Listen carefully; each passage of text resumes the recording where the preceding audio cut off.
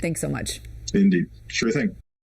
Nate Morabito reporting found University City Partners. They should have received a COVID-19 grant in 2020 because of a calculation error, a miscalculation by the city of Charlotte, other organizations received that money instead. Now, in response to our findings, this week, Charlotte City Council voted to make things right. The nonprofit now telling Nate the grant will be a game changer for its mission, which includes helping small businesses in Charlotte's University City. This is huge, Nate, and it's all thanks to what you discovered. What we discovered here. In a normal year, University City Partners has about $1.3 million to spend. Well, thanks to us double-checking the city's math, the organization is now set to receive an extra boost that will help small businesses recover from the pandemic.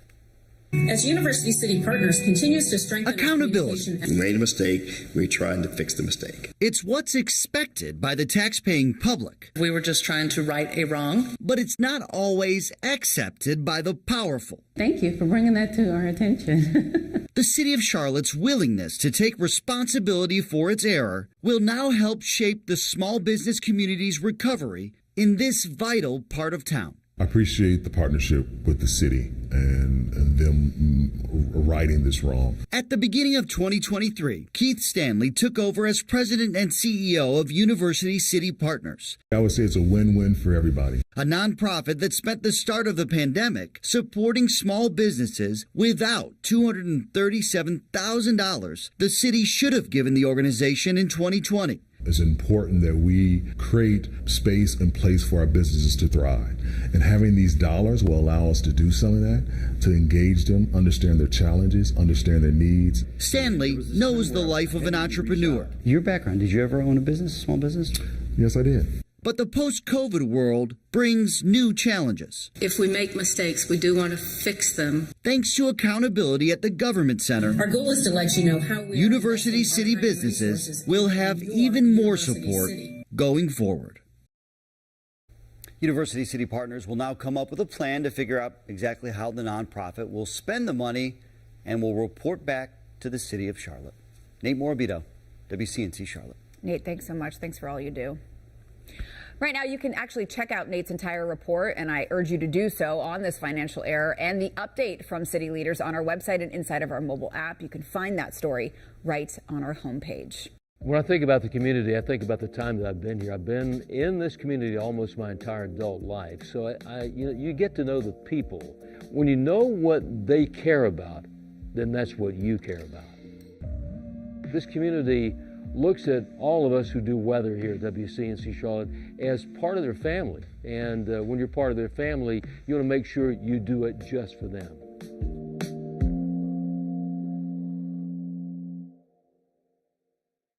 Time now to connect the dots. When we make the news, make sense. This week, Mecklenburg County officials releasing a new plan to tackle homelessness here in the Queen City. It's a tough issue, though, with a lot of layers. The key to preventing homelessness is coordination, prevention, and housing. Let's connect the dots. Mecklenburg County has more than 3,000 people living on the streets. A new report from the United Way of Greater Charlotte finds there needs to be more coordination to help connect people with critical services and government funding. They also want to build a better prevention system. That includes using more COVID relief money to help people pay bills and stop potential eviction. And finally, there's a concern over the lack of housing. The plan calls on county and city leaders to join together to increase spending on affordable housing projects to keep up with inflation and rising construction costs. 3 key points to help get the largest homeless population in the state into safe homes. And that is Connecting the Dots. Today, local abortion clinics are bracing for a 12-week abortion ban in North Carolina. This after a federal judge ruled the ban could go into effect tomorrow while also temporarily blocking one part of the law. WCNC Charlotte's Lexi Wilson is helping us break down the changes and how the law will impact patients. Today, Planned Parenthood says they've already seen the impacts of this legislation. Doctors have had to turn away patients and are working to get them care in other states. A private decision at the forefront Friday after a federal judge clears North Carolina's 12-week abortion ban. We can no longer talk about this ban in the future, it is upon us. The ruling states many of the points of confusion raised by Planned Parenthood in its lawsuit against the abortion law have been clarified by last-minute revisions from lawmakers. Governor Cooper approved the new version Thursday. The U.S. District Judge did side with Planned Parenthood, blocking one provision. Under today's order, abortion providers can provide medication abortion to patients at very early stages in their pregnancy.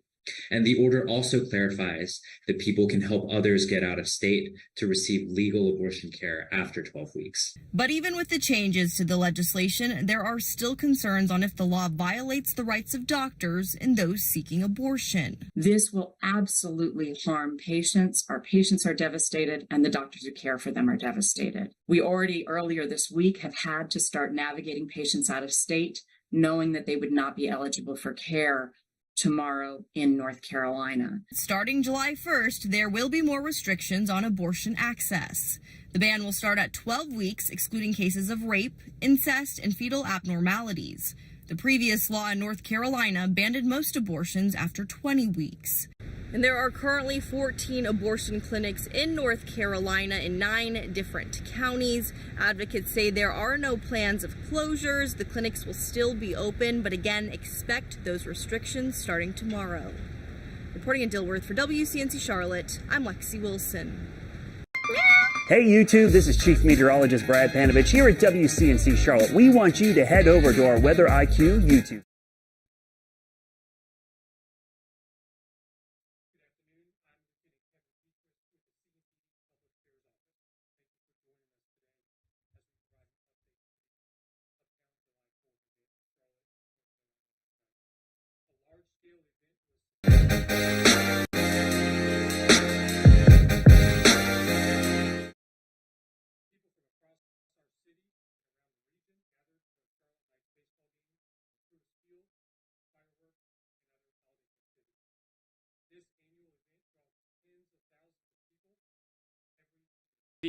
As we always do, worked extensively to plan and coordinate the safety of this large event, ensuring that officers were in place for traffic control and crowd control.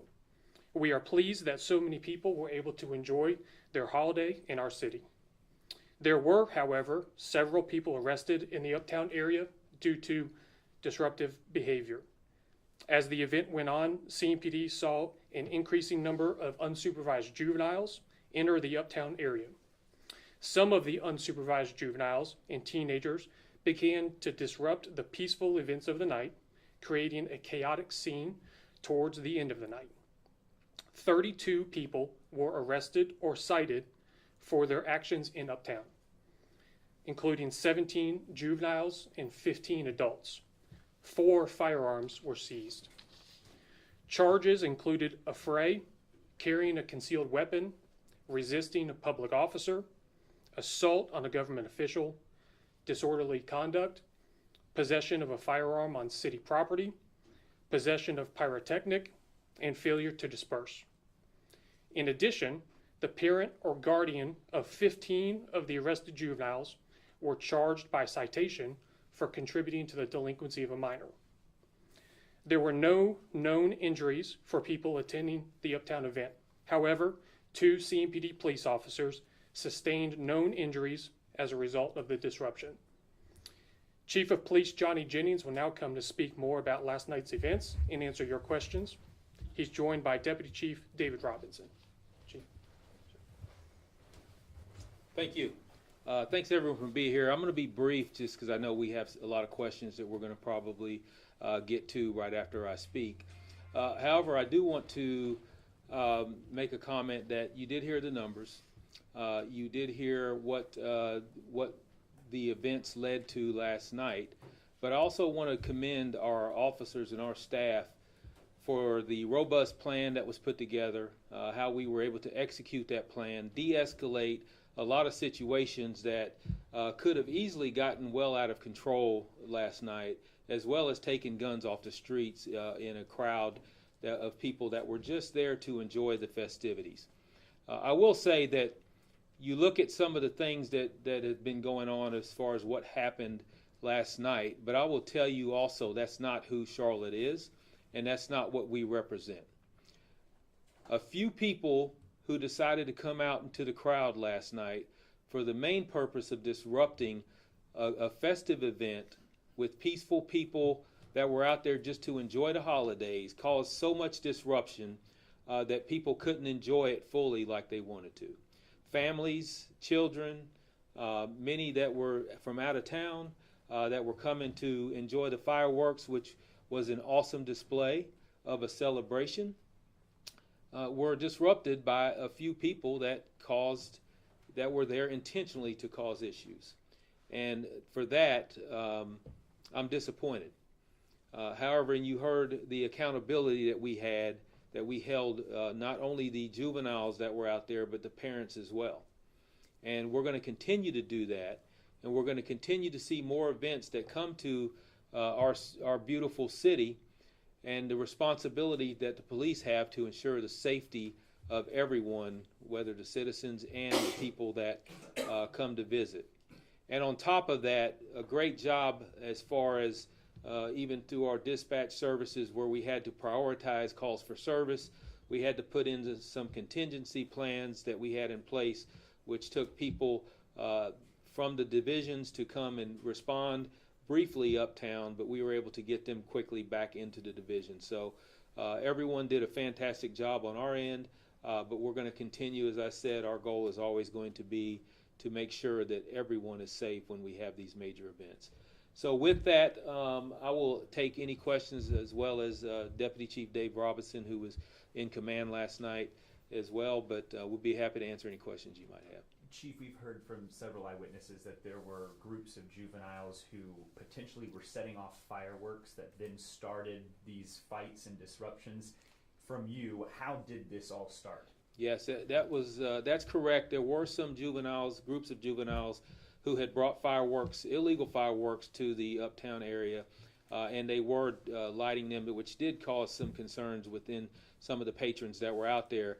But it was far more than that. There were also some juveniles did nothing but try to cause disruption by their actions alone. Simply putting on a mask and running through a crowd is enough to certainly cause concern with anyone out there.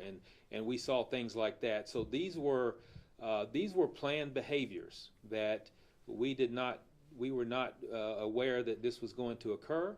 But I think the response that we had within our police department was exceptional, and it could have been a whole lot worse, particularly when you see what's going on with things that happen across the country. I'm proud of the response that we had within the Charlotte-Mecklenburg Police Department. Chief, some people have said that they don't feel safe coming to Uptown for events like fireworks, yes, and of course with all of our sports teams. What do you say about that, where you have residents now we're saying that they don't feel safe coming into Uptown for events? Yeah, and that's unfortunate, because we have a beautiful Uptown area. We have amazing events, and we have thousands of people every single year that come and enjoy festivities that we put on within our city. So I will say that perception is reality, because if they don't feel safe, then that means they're not going to take advantage of some of the great events that we do have. We want to try to reverse that. And for the majority of people, I think they do feel safe, and the majority of events that we have are very safe. We just have to be able to get out in front of those few people that want to cause disruption to those events, and make sure that we mitigate those as best we can. Just to follow up, how do you then change that perception? Yes. I spoke to one person that said there were people in from Brazil, and as soon as they saw this happen, they were like, this is a place we don't want to come back to. Wow. So how do you change that? Yeah, I think the only way from a police perspective is to look at the footprints, to see ingress, egress, what does that look like, police presence, and to ensure that the people that are there to enjoy the event and not to cause disruption. And that's not an easy task. And I'm not saying that we will ever be 100% there. But if you look at how we are bringing people into these events and how they're leaving these events, and also our presence alone out there, I think will make an impact on these. Chief, for the parents that were charged, what's your message to those That's a great question. The message is that you're responsible for the behavior of your young children when you leave them unattended at an event like this, because when you have 13, 14, 15-year-olds that have zero supervision and free reign to go out and join up with other teenagers and do whatever they want, then the accountability is going to fall on the parents, and that's what we did last night. Chief, can you talk about just the robust amount of personnel and officers who were there? We saw them in videos responding quickly, but Yes. What was the magnitude of those plans in place? Yeah, I'm not going to get specific into the number of officers we did have, but we did have a very, like I said, a robust plan, and you saw it where when things did kick off, we were there very quickly, and we were able to mitigate very quickly. We were able to de-escalate a lot of situations that did not grow into major events because we were there. And so I am proud of that. However, we still look at ways that we're going to be able to improve and do better. We're going to dissect all of this and our response and our plan, and we're going to see where we can make it even better next year and in other events that we see in Charlotte. The disruption that you found out was planned, are you at liberty to say how you know that this was a plan, the disruption and throwing the fireworks? Certainly, there are ways that we can go back after the fact, and certain individuals that we have arrested or through juvenile arrests and things that we look at and see what's the connection between these individuals. And when you're able to do that, you piece together a few things that you know was something that they intended to do when they came out to the event, and as well as the actions themselves, because when you have a group of people doing the same action knowing that it's going to disrupt the crowd, then you can kind of conclude that they had planned that event and they had planned to disrupt the event that we were having out there. So, of the 4 firearms that were seized, were they legally owned? we're still looking, and I don't have the answer to that. I don't know if you have any further, but yeah, we're still looking into that. Chief, I ask this because I know the Knights ballpark is technically separate from Romare Bearden. Yes. With what's happened out at Whitewater Center. Yes. What are the plans in place? They are not over the security and plans for the people at Romare, or are they, in their firework plans? No, you're correct. They are responsible for everything around the ball field. We have a great working relationship with them. They hired off-duty staff for safety and security, not only within the park but outside of the park as well, the ball field. With that, the city of Charlotte and CMPD, every year we have a plan that we increase patrols and increase personnel around the Uptown area, and that's a yearly thing that we do because we know the 4th of July does bring a large crowd into the city. Will y'all be looking at implementing checkpoints or anything at next year's, or wanding people before they go into these areas? I don't want to get to a point to where we're wanding people, and logistically that would be a nightmare to try and do. However, we are looking at areas. We are going to look at everything basically, but one thing that we have discussed already is, ingress, egress. How do we secure people that are going inside and going to the event, and how do we make sure that the flow of traffic and the flow of pedestrian traffic and vehicle traffic is moved out quickly and safely? And so that is an option that we will take a look at next year. Not saying it will be put in place, but certainly want to look at everything. Given what happened last night, I know there's a couple soccer games in town this weekend, both have fireworks and stuff. Are you going to increase your foot traffic, or are you going to look at what you're planning for this weekend? I think we look at everything. Every event is separate. You can't look and say we're going to have this footprint for each event that we have, but I think we look at all of them individually, see what we've seen with those events, and respond appropriately. And along with that, you always have to have a contingency plan if things go a little bit further than what you thought they would, like we did yesterday, and make sure that we are able to appropriately respond. Chief, just 2 questions. One, how many parents were charged for the juvenile incidents? The other is, can you compare, I know that there was some talk about what happened at Whitewater Center compared to this. Can you talk about what was the difference in the plans or the working with CMPD? Well, first of all, there were 15 parents who were cited for contributing to delinquency of a minor, meaning that they left their children unsupervised, and we made juvenile arrests for those individuals. And what I can tell you is the difference is that we work together with Truist Field and the Knights staff, and we make sure that we have a plan that we work holistically together to for their fireworks display. They also hire not just off-duty CMPD officers, but they also hire Mecklenburg County Sheriff's Office deputies as well.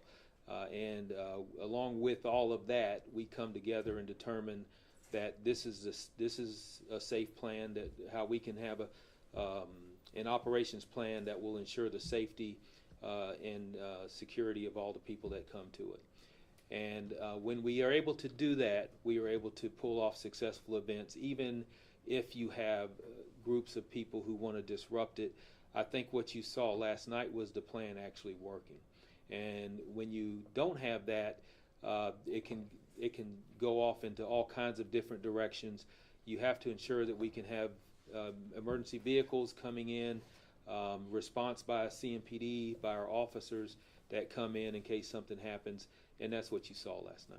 Chief, how dangerous could this have been? We've seen video of people just scattering all over the place down there. Certainly, you're talking over 10,000 people outside the baseball field, and if you can imagine, if there weren't a proper police response, the chaos. I heard there were people running into businesses. There were people trying to find shelter outside, get away from the chaos that they saw briefly out there in the park, and if also the fact that CMPD officers out there alone, how much of a deterrence did we see for people not to bring firearms? We had 4 firearms that we confiscated. I'm sure there were more that we didn't confiscate, but also to see that we have a presence out there, maybe that made some people leave their firearms in their cars or not bring them at all. So it's hard to tell. That's one of those intangibles to see what the effect that we have.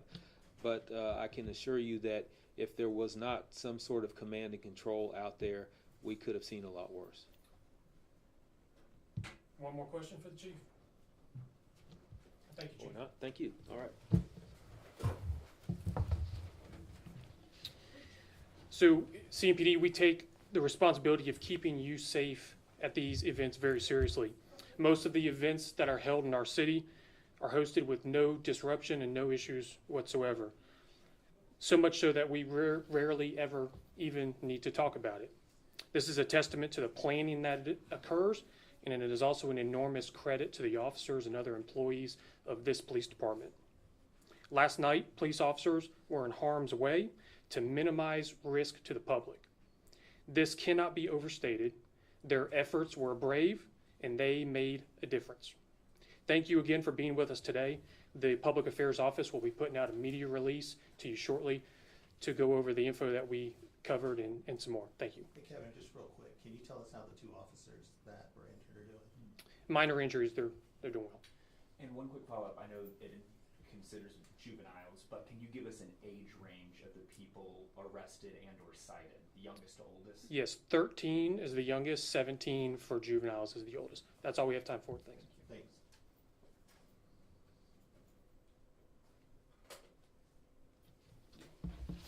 Thanks, John. Thank you guys so much. Thank you. Thank you.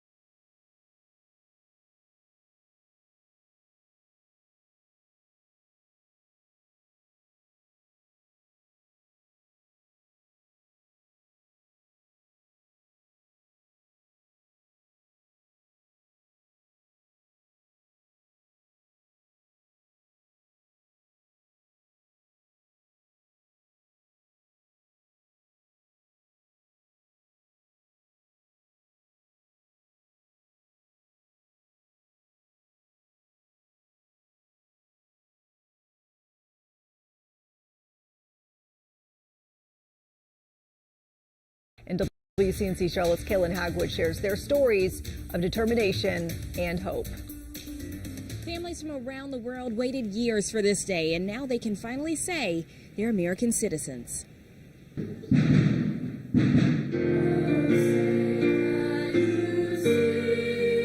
At the Charlotte Museum of History Tuesday, the American dream took shape. After years of effort, 20 people from all over the world came together here, surrounded by family and friends, to officially become U.S. citizens. It's a dream. I think when you come to America, everything is different. The education, the health, that's most important we care about. Zainab Saleh and her husband Mustafa are originally from Sudan in Africa. Right now, that country is in conflict with millions displaced and more than 3,000 killed amid fierce fighting. The people are suffering, people died in the streets. I want to pray for them to be safe.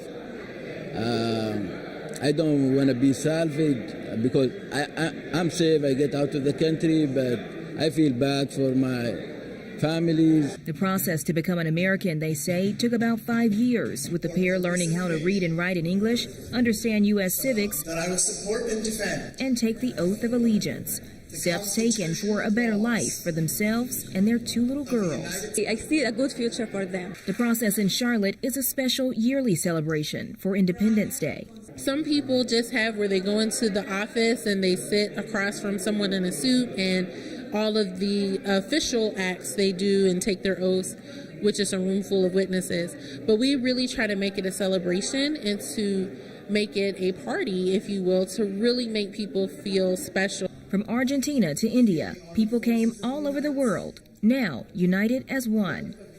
And after a long journey, they say they're just excited for their future as Americans. Kaylin Hagwood, WCNC Charlotte. With your help, WCNC Charlotte is making a difference in our community. Beautiful day, so many people helping. This is incredible. Let's spread that love tonight. Here is a $5,000 check that you guys can use to further the mission. There is nothing on earth like the feeling of giving back with your hands.